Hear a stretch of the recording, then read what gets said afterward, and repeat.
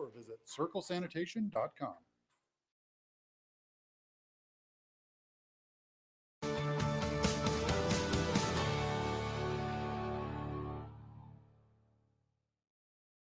Welcome back to Open Range. I'm your host, Gary Emineth. We're talking to Dustin Gawrylow. Dustin's been a longtime activist in the political organization from a variety of causes, but also he's very familiar with what's going on in the Republican Party. So I wanted to get his perspective on the party system and conventions and all that. So Dustin, welcome to Open Range. And what do you think's going on? It looks like there's a significant movement of skipping the state convention by some of the candidates. That's one issue. The legislators are having these battles across the state where they're skipping their local, and you have outside people, or new people, I should say, not outside people, maybe outside a little bit, but challenge the sitting incumbents. It's kind of a crazy time in North Dakota politics. It is, and there's a lot of role reversals happening. If you go back a decade, you saw it was the conservative insurgents who were utilizing the primary system to try to break into the party. 2012, you had Kevin Kramer and Dwayne Sand going directly to the primary on the statewide level. You had a little bit of that at the local level in Mandan, for instance. Nate Tolman went to the primary and won. And now you've kind of got everything's flip-flopped. The conservatives have taken over a little over half the districts, taken over the state committee and the state party. And as a result, now the insiders don't like the way that the districts are being run. And they are going to the primary because they don't think that they have a shot in those districts. So after all these years of the establishment controlling and rigging the district convention process, now conservatives have taken over, and it's the establishment that thinks that they're on the outside looking in, and that claiming that the conservatives have rigged the system against them, and they're going directly to the primary because they have more access to money than the conservatives do, whereas the conservatives have more access to grassroots activism. Well, I think what's interesting, I've reached out to a number of districts, legislators that have been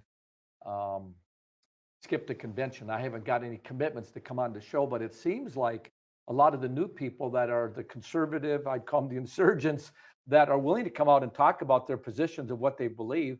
And that's where the squabbles have come, because you got a platform that conservatives are saying we should adhere to.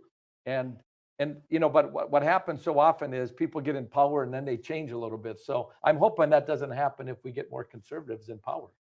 It tends to, and then once they get into leadership, it gets a little bit worse. You can take the most conservative person in the world, you turn him into a committee chairman, and he drops from an A- to a C+ real quick as far as conservatives are concerned.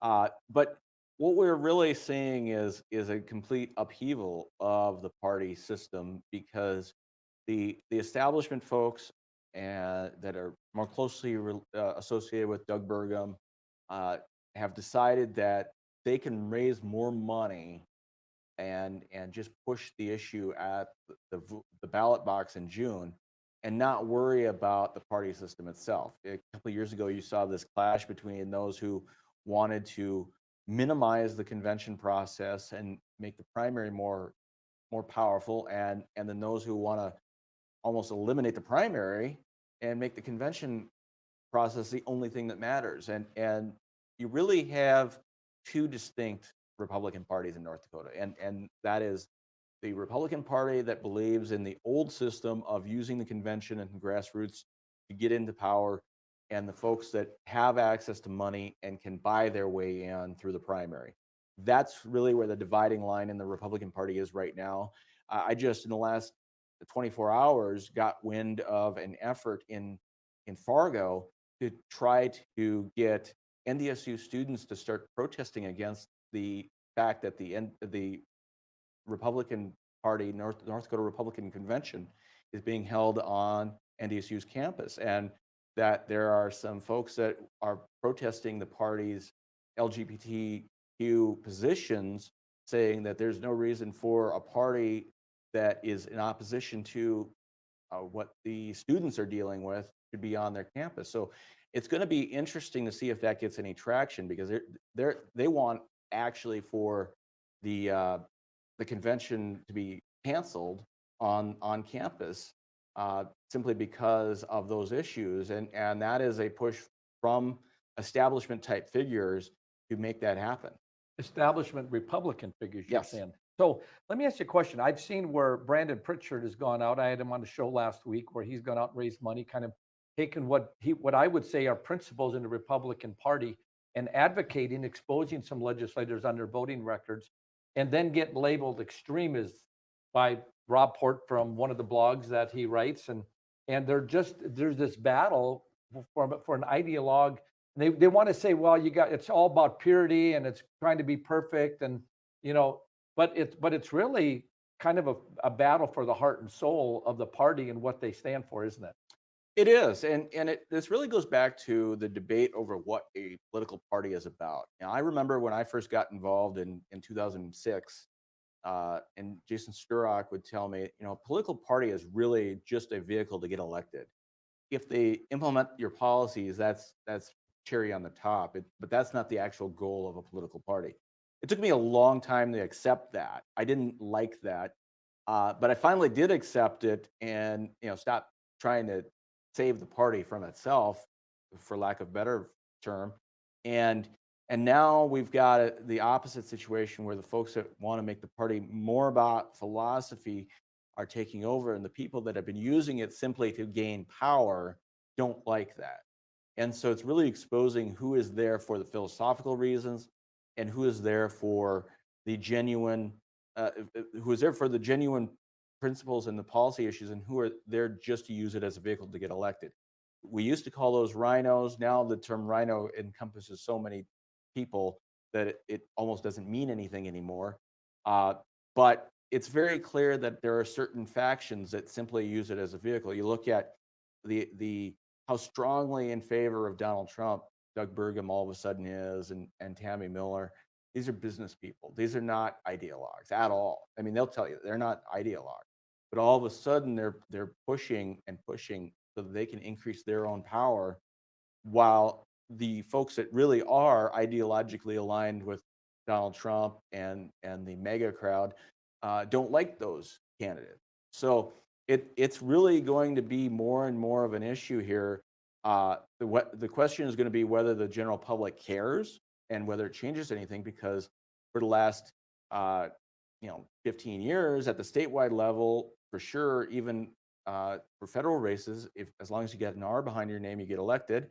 For longer than that, that's been the case. If the general public is more conservative than the people that it's electing, then that will be a problem for them. But if the public is more moderate, then that will be a problem for the conservatives that have taken over the party. We've been talking to Dustin Gawrylow of the Watchdog Network, just getting a perspective on what's happening in the Republican Party. I'm your host, Gary Emineth. Thanks for watching. That trampoline in your backyard? An insurance blind spot. Who knew this could be more risk for you? Allstate agents. They can help find your blind spots while watching out for your wallet. Contact Abby Burkhardt in Minot to review your blind spots today. It's time to get educated, people. And that's just what we're doing on our new show, Educated. Every day we bring you the stories from inside the classroom that mainstream media won't cover. So stay educated with us. Weekdays at 2:30 p.m. Central Time on Beck News, or anytime online at beck.news.